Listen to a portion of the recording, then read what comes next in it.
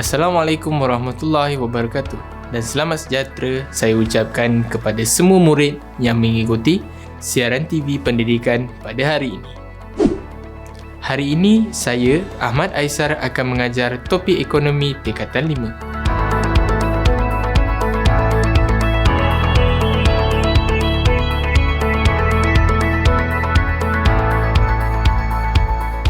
Sebelum kita mula, saya mohon semua yang mengikuti siaran pada hari ini dapat mengimbas kod QR pada paparan untuk mendaftar kehadiran. Sila isikan dan lengkapkan borang pendaftaran tersebut. Ibu bapa dan penonton lain juga digalakkan mendaftar kehadiran anda.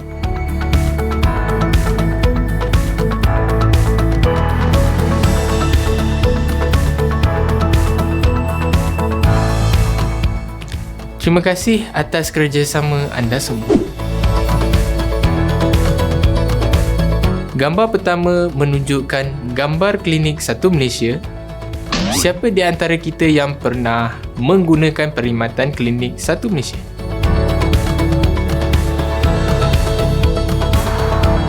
Mesti ramai yang pernah menggunakan perkhidmatan ini kan? Siapakah yang menawarkan perkhidmatan ini? Ya, kerajaan yang menawarkan perkhidmatan ini. Kita lihat gambar kedua pula. Gambar kedua pula ialah Pusat Internet Satu Malaysia.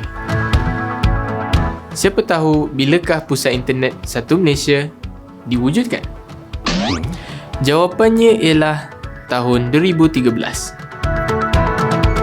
Apakah objektif kemudahan ini disediakan? Salah satu objektifnya ialah untuk meningkatkan taraf sosioekonomi dan modal insan luar bandar. Siapakah yang menyediakan kemudahan ini? Sudah pastinya kerajaan. Cuba lihat gambar seterusnya.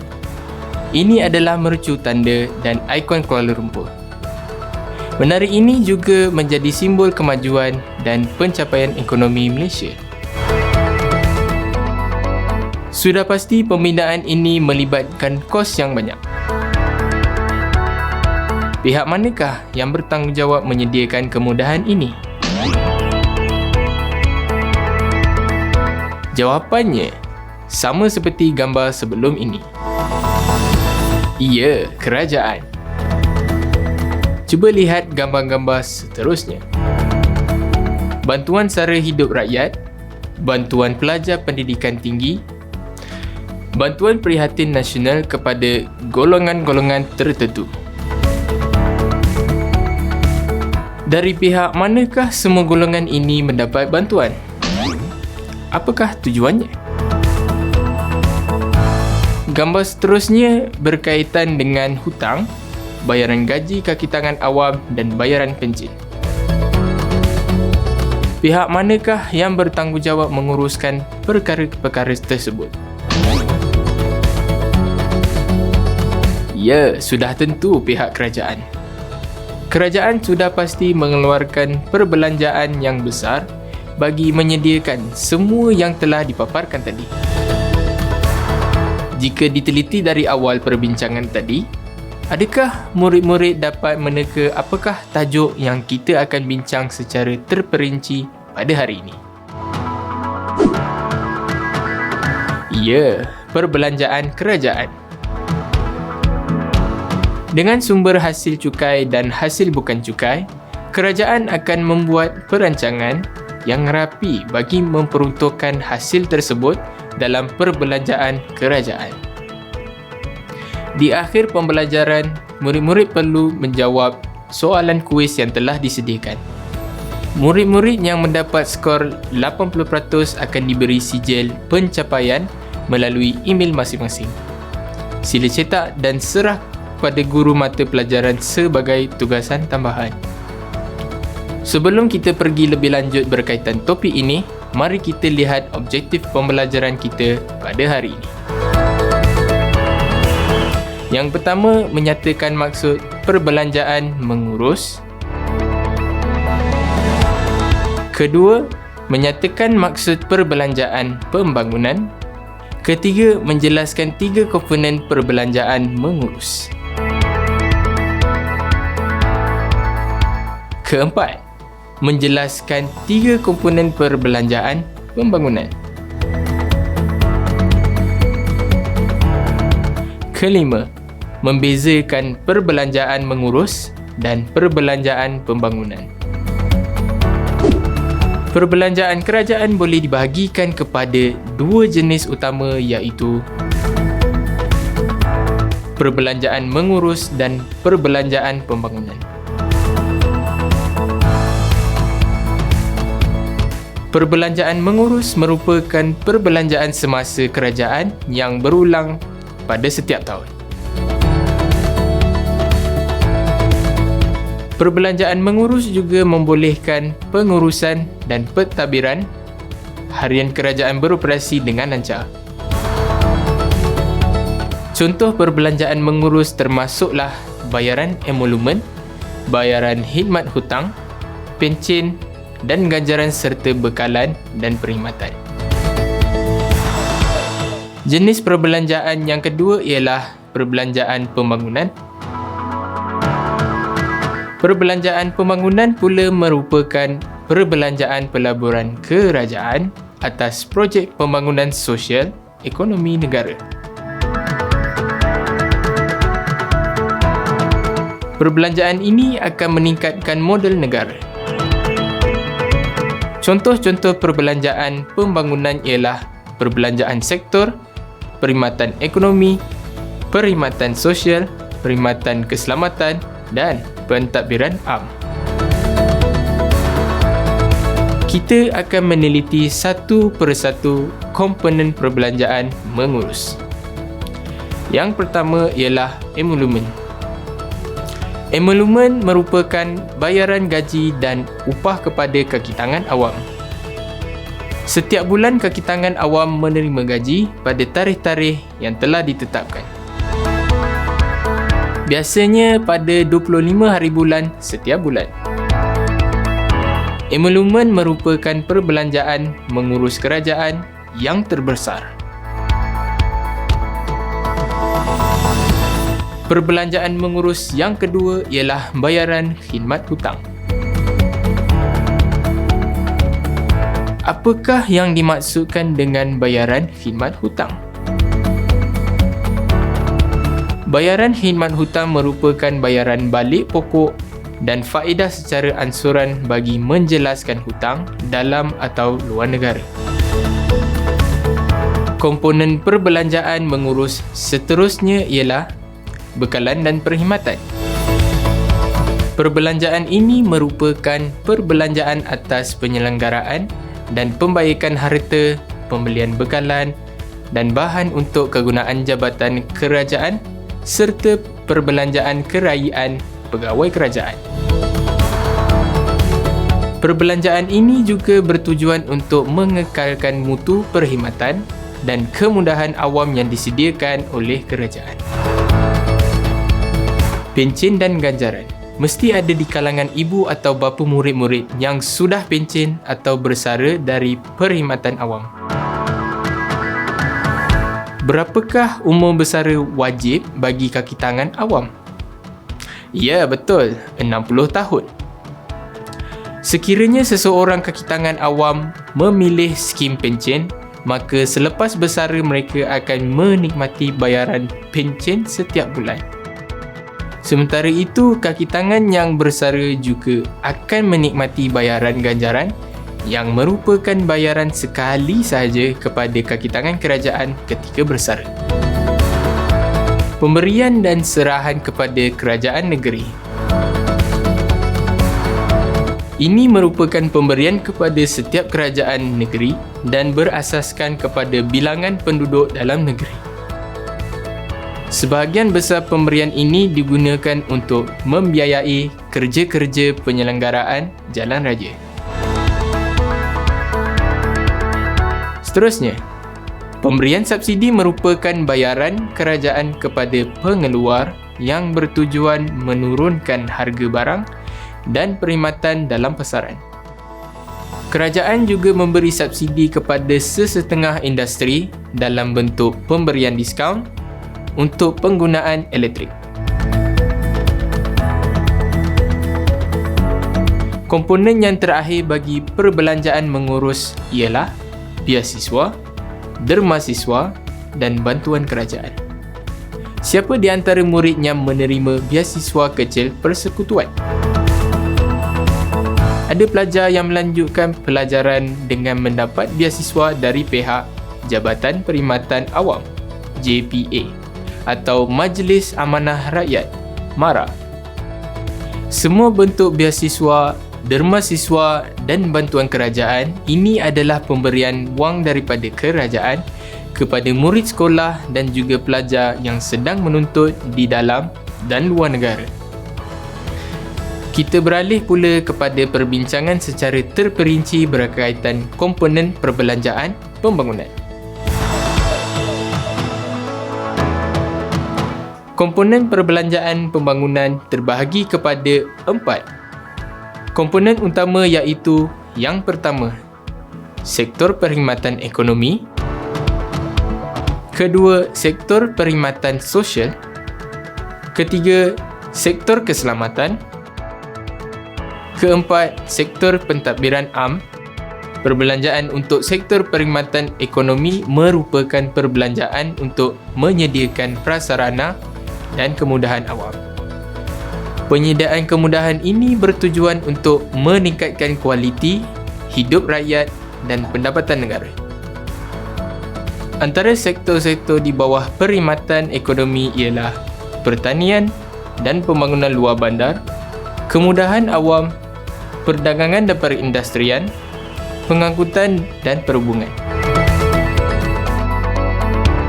Berikut adalah contoh-contoh perkhidmatan ekonomi yang telah disediakan oleh kerajaan. Pembinaan jalan raya, penyediaan pengangkutan awam LRT, penyediaan kemudahan seperti taman rekreasi. Perbelanjaan seterusnya ialah perbelanjaan untuk sektor perkhidmatan sosial. Perbelanjaan ini diagihkan untuk membina sekolah, rumah dan hospital serta pembangunan sumber manusia. Sektor-sektornya terdiri daripada pendidikan dan latihan, kesihatan dan perumahan. Contoh untuk pendidikan ialah pembinaan sekolah-sekolah dan institusi pengajian awam kerajaan di seluruh negara. Di samping itu, untuk menjaga kesejahteraan rakyat, kerajaan juga membina klinik dan hospital kerajaan di seluruh negara. Komponen seterusnya ialah sektor keselamatan. Sektor ini melibatkan pembelian peralatan pertahanan, kem tentera dan membina bangunan balai polis. Perbelanjaan ini dikategorikan sebagai perbelanjaan untuk pertahanan dan keselamatan dalam negeri. Contoh-contoh perbelanjaan untuk keselamatan.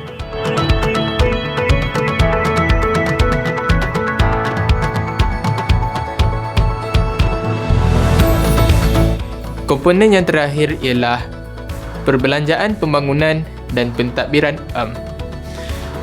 Perbelanjaan ini bertujuan meningkatkan kualiti perkhidmatan awam seperti pembinaan infrastruktur ICT, pengembangan ruang pejabat dan bayaran kelengkapan pejabat-pejabat kerajaan. Kita akan teruskan secara ringkas berkaitan belanjawan negara supaya kita dapat melihat bagaimana kerajaan membuat perancangan yang rapi dalam peruntukan hasil pendapatan negara supaya setiap perbelanjaan yang dibuat memberikan kebajikan yang maksimum kepada rakyat.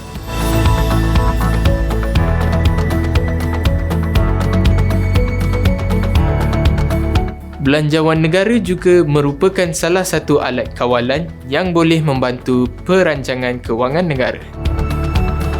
Apakah yang dimaksudkan dengan belanjawan negara? Belanjawan negara merupakan suatu penyata tentang anggaran jumlah hasil yang diperoleh dan anggaran jumlah perbelanjaan yang akan dilakukan untuk tahun kewangan yang akan datang. Apakah tujuan belanjawan negara disediakan? Tujuan yang pertama ialah memastikan peruntukan dikawal agar jumlah perbelanjaan tidak melebihi jumlah hasil negara. Tujuan yang kedua, untuk mempengaruhi aktiviti ekonomi untuk mencapai matlamat ekonomi yang diingini. Yang ketiga, bagi mencapai pembangunan dan kadar pertumbuhan ekonomi yang mampat. Dan yang akhir sekali, untuk mencapai kestabilan ekonomi dengan mengawal kadar inflasi dan pengangguran. Belanjawan seimbang. Belanjawan seimbang merujuk kepada keadaan jumlah hasil kerajaan adalah bersamaan dengan jumlah perbelanjaan kerajaan. Jenis belanjawan ini dilaksanakan untuk mengukuhkan kedudukan kewangan sektor awam dan kestabilan ekonomi apabila ekonomi telah mencapai guna tenaga penuh. Belanjawan seimbang memastikan semua perbelanjaan kerajaan menggunakan hasil yang diperoleh sepenuhnya. Tiada baki hasil yang tertinggal dan tiada perbelanjaan yang dibayar dengan hutang. Belanjawan defisit. Belanjawan defisit berlaku apabila jumlah hasil kerajaan kurang daripada jumlah perbelanjaan kerajaan. Belanjawan ini dilaksanakan semasa ekonomi menghadapi masalah pengangguran atau kemelesetan ekonomi. Cara yang boleh dilakukan ialah dengan meningkatkan perbelanjaan kerajaan, mengurangkan cukai atau kedua-duanya secara serentak. Kerajaan mewujudkan belanjawan defisit dengan menambahkan perbelanjaan mengurus dan perbelanjaan pembangunan. Belanjawan lebihan. Bagaimana pula situasi belanjawan lebihan?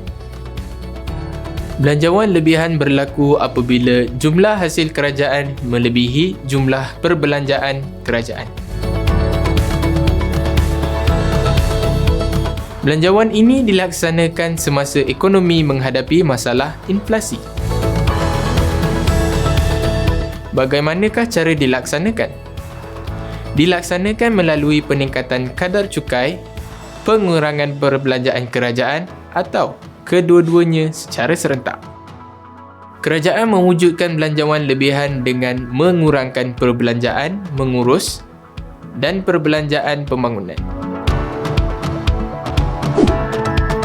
Sebagai kesimpulannya, kita telah mempelajari berkaitan jenis perbelanjaan kerajaan iaitu perbelanjaan mengurus dan perbelanjaan pembangunan. Selain itu, kita juga telah belajar tentang setiap komponen atau subsektor bagi setiap jenis perbelanjaan. Selain daripada itu, kita telah menyentuh secara ringkas berkaitan apakah yang dimaksudkan dengan belanjawan negara dan jenis-jenis belanjawan negara iaitu belanjawan seimbang, belanjawan defisit dan belanjawan lebihan. Untuk membuktikan objektif pembelajaran kita tercapai pada hari ini, mari kita ke slot seterusnya. Soalan pertama. Nyatakan 3 komponen perbelanjaan mengurus. Apakah jawapannya?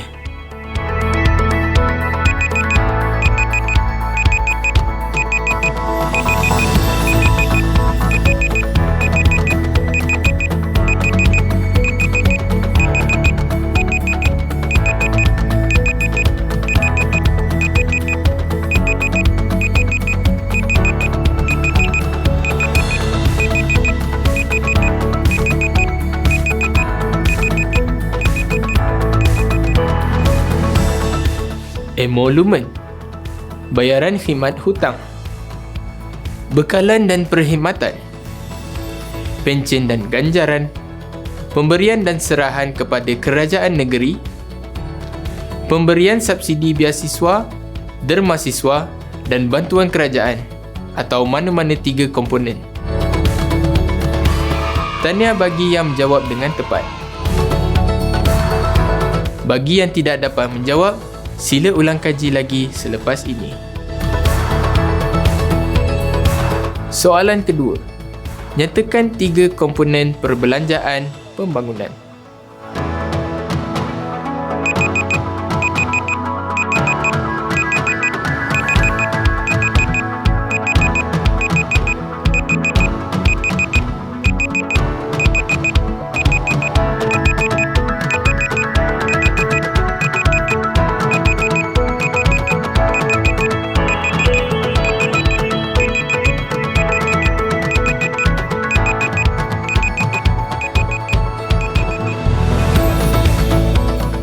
Jawapannya ialah sektor perkhidmatan ekonomi, sektor perkhidmatan sosial, sektor keselamatan dan sektor pentadbiran am atau mana-mana yang 3 itu. Soalan seterusnya. Berikan 2 perbezaan perbelanjaan mengurus dan perbelanjaan pembangunan. Isikan jawapan anda seperti yang ditunjukkan.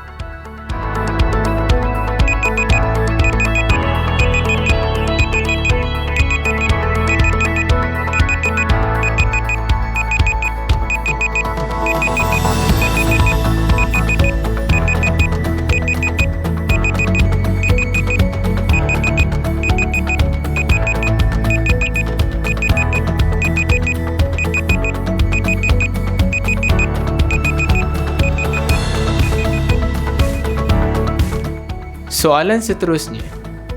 Berdasarkan gambar yang dipaparkan, apakah jenis perbelanjaan kerajaan untuk perkhidmatan yang ditunjukkan?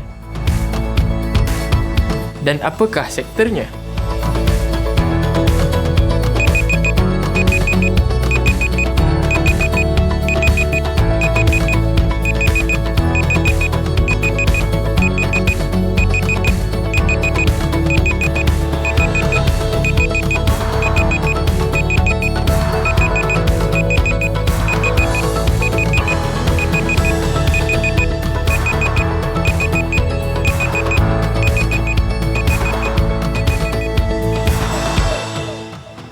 Apakah jawapannya?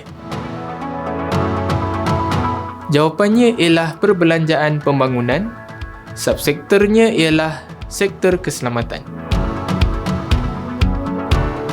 Berdasarkan gambar ini pula, apakah jenis perbelanjaan kerajaan tersebut?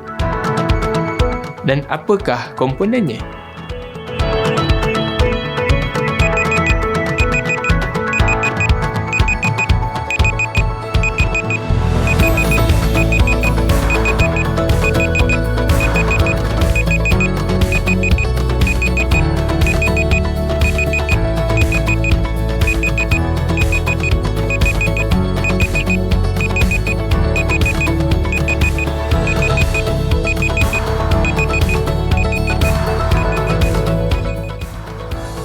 Apakah jawapan anda?